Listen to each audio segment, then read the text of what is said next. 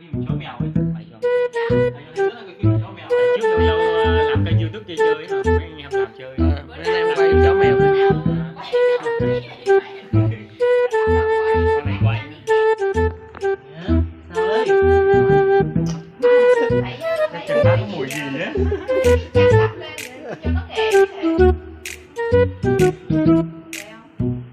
nó nghề thường là người ta sẽ đắp lên Chặt nắp đi. Bây giờ nhá, chặt đi lắp qua người tí. Vừa đấy đúng rồi. Vừa dốc em dốc xuống. Dốc cái mà đúng rồi như thế thôi. Nhìn sao hơn này. anh có thể mở giùm em cái nắp này không?